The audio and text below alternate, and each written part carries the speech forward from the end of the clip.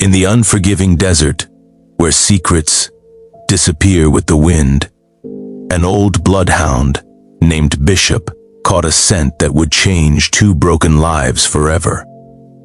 He led his master to a woman lying between sun-scorched boulders, barely breathing, left for dead after outlaws destroyed everything she loved. The cowboy who found her had spent 20 years running from his own heartache. She had lost her entire world in a single night of fire and gunshots. Neither of them knew that fate had just handed them their second chance at everything. They say the desert keeps secrets better than any living soul. Out here where the sky stretches wider than a man's dreams, and the earth cracks beneath boots worn thin from years of honest work, stories unfold that nobody ever hears. But this one, well, this one deserves telling. This is the story of how a tired cowboy found everything he never knew he was looking for. All because his old hound dog had a habit of wandering where he shouldn't.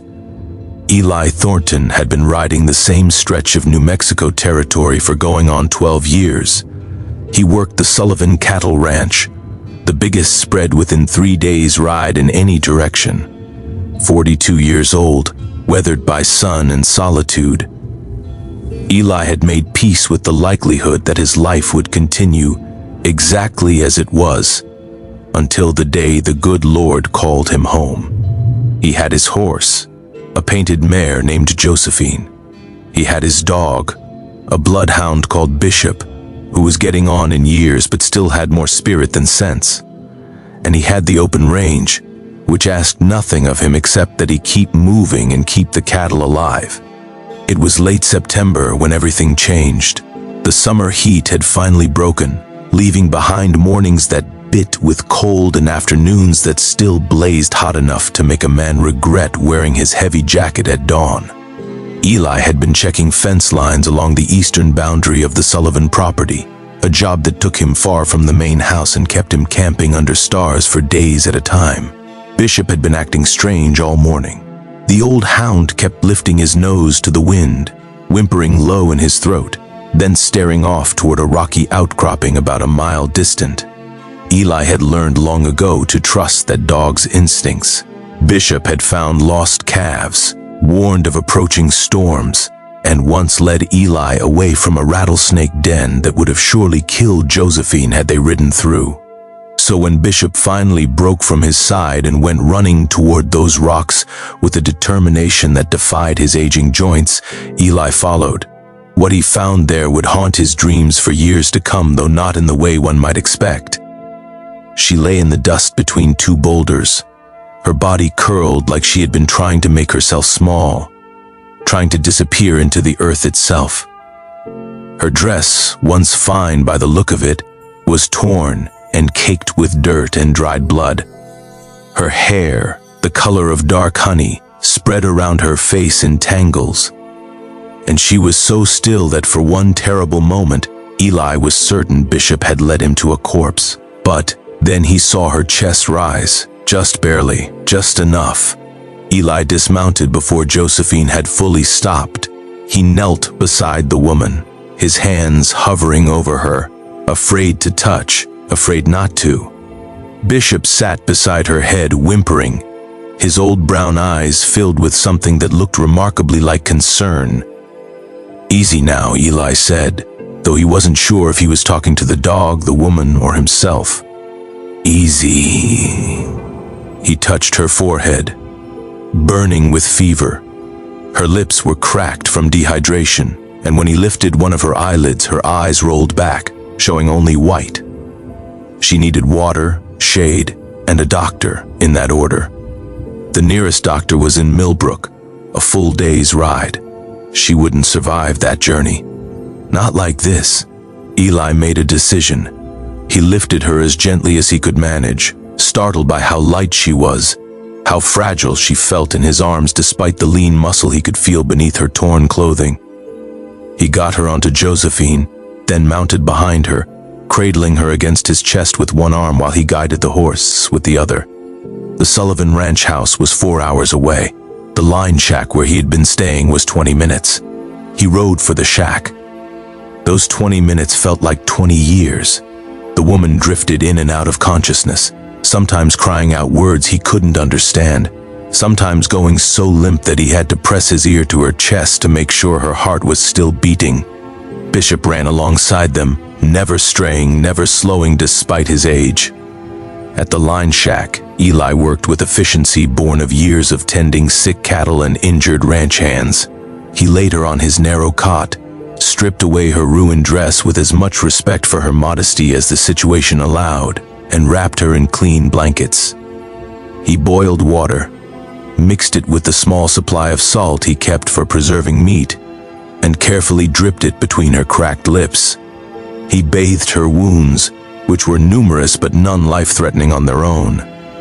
It was the fever that scared him. The fever and the dehydration and whatever horror had left her dying alone in the dust miles from anywhere. He didn't sleep that first night. He sat beside the cot, re-wetting the cloth on her forehead every few minutes, making her drink tiny sips of water every time her eyes fluttered open. Bishop curled at the foot of the cot, refusing to move, keeping vigil in his own way. Near dawn, her fever finally broke. Eli was dozing in his chair when he heard her voice, weak as a whisper but clear. "Where am I?" He jerked awake to find her watching him. Her eyes, now that they were open and focused, were the pale green of new spring leaves. They held fear, yes, but also something steelier. This was not a woman who surrendered easily to terror. "Line shack on the Sullivan spread," he said. "Name's Eli Thornton. My dog found you yesterday, out by the eastern rocks. You were in a bad way." She tried to sit up and immediately fell back, groaning. "Don't," Eli said. "You're not ready for that yet. You need rest and food and a lot more water before you go trying to move around." "My father," she said. "My father's ranch. The men came. They—" Her voice broke, her eyes filled with tears that spilled down her temples and into her hair. Eli felt something twist in his chest. "Tell me when you're ready. For now, just rest." Her name was Clara Dunmore. Her father, Thomas Dunmore, had owned a small ranch about 15 miles east of the Sullivan boundary. 3 nights ago, a group of men had ridden onto their property in the dark. They had killed her father, killed the 3 hands who worked for them, and set fire to everything. Clara had escaped only because she had been in the root cellar fetching potatoes for supper when the shooting started. She had hidden there until the men left, then stumbled out to find her world destroyed. She had started walking, not knowing where she was going, only knowing she had to get away. When the sun rose and the heat set in, she had collapsed. She told him all of this over the next 2 days in pieces, between long stretches of sleeping and slow meals of broth and bread. Eli listened without interrupting. When she finished, when she had finally gotten the whole terrible story out, she looked at him with those spring-green eyes and asked the question he had been dreading. "What do I do now?" Eli had no good answer, but he said what he could. "You heal first. Everything else comes after." He should have taken her to the main house. Mrs. Sullivan would have given her a proper bed, proper care, the company of other women. But Clara asked him not to. She wasn't ready, she said, to face anyone else. She wasn't ready to tell her story to strangers, to see pity in their eyes, to become the object of whispers and speculation. And God help him, Eli couldn't bring himself to force her. So they stayed at the line shack. Days stretched into a week, then 2. Eli sent word to the main house that he was dealing with a fence line problem that needed extended attention. It wasn't entirely a lie. He did work on fences during the day, leaving Clara in Bishop's faithful care. But he came back every evening as the sun began to set, and he stayed every night, sleeping on the floor while she kept the cot. They talked. At first, Clara talked about her father, about the life she had lost. But gradually she began to ask about him, about his childhood in Texas, about how he had come to work on the Sullivan Ranch, about why a man his age had never married. Eli found himself telling her things he had never told anyone, about the girl he had loved at 20, who had died of scarlet fever before he could work up the courage to ask for her hand. About the wandering years after that, when he had drifted from ranch to ranch trying to outrun his grief. About finally finding peace in routine, in the simple rhythms of cattle and land and sky. "Do you still think about her?" Clara asked one evening. "The girl who died?" Eli considered the question.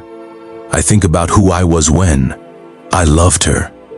That young man feels like a stranger now, but I'm grateful for what he felt. It proved I was capable of it, even if I never did it again." Clara was quiet for a long moment. Then she said, "I think we're both capable of more than we know." Something shifted between them after that night. Eli became aware of things he had been trying not to notice. The way Clara's hair caught the lamplight, the sound of her laugh, rare but genuine when it came, the way she had started moving around the small shack like she belonged there, like she was making a home of 4 bare walls. He was falling in love with her. The realization hit him one morning as he saddled Josephine for the day's work. He was 42 years old, and he was falling in love like a boy of 20. The thought terrified him. Clara was young enough to be his daughter. She was grieving. She was vulnerable. What kind of man would take advantage of such a situation? He resolved to take her to the main house that very day, to put proper distance between them before he did something foolish. But when he came back inside to tell her, she was standing at the window, and she turned to him with an expression that stopped his words in his throat. "I've been thinking," she said, "about what comes after, and I don't want to leave." She said it simply, but her voice trembled. "I know I'll have to eventually. I know this can't last. But I've been happier in this tiny shack than I have any right to be, given everything that's happened. And I think it's because of you." Eli felt like the floor had dropped from beneath his feet. "Clara, let me finish, please." She crossed to him, stood close enough that he could smell the sage soap she had been using. "I know you think you're too old for me. I know you think I'm too broken. But I'm not asking for promises. I'm not asking for forever. I'm asking if you feel what I feel. Because if you don't, I'll go. I'll leave today. But if you do..." He kissed her. He hadn't meant to. He had meant to tell her all the reasons this was wrong, all the ways he would only disappoint her. But her words had cracked something open inside him, and before he knew what he was doing, his hands were cupping her face, and his lips were on hers, and she was kissing him back with a desperation that matched his own. When they finally pulled apart, both breathing hard, Bishop barked once from his spot by the stove. Whether it was approval or commentary, Eli couldn't say. "I'm not good at this," Eli said. "I've spent too many years alone. I'll say the wrong things. I'll forget how to share a life." Clara smiled, and there were tears on her cheeks, but they looked like happy tears. "I've lost everything I ever knew. I'll get scared. I'll wake up in the night crying for my father. Then we'll figure it out together." She took his hand. Together. 6 months later, they stood before the circuit preacher in Millbrook and became man and wife. Mrs. Sullivan cried. The ranch hands cheered. Bishop howled through the entire ceremony. They built a house on the spot where the line shack had stood. Eli kept working for the Sullivan Ranch, but now he came home every night to lamplight in the windows, and Clara's voice calling his name. In time there were children, 2 boys and a girl, all of them with their mother's green eyes and their father's quiet strength. And Bishop, that old hound dog who had lived far longer than any vet said he should, finally passed one spring morning surrounded by the family his wandering nose had helped create. They buried him on the hill overlooking the house. Eli stood there for a long time after, Clara's hand in his, watching the sunset paint the sky in shades of gold and rose. "He found you," Eli said finally. "He saved you." Clara leaned her head against his shoulder. "He saved us both. The desert keeps secrets. But this story, the story of a cowboy's dog who found a ranch girl dying in the dust, deserves to be told. Because sometimes, when all hope seems lost, salvation comes on 4 legs and leads us exactly where we need to be."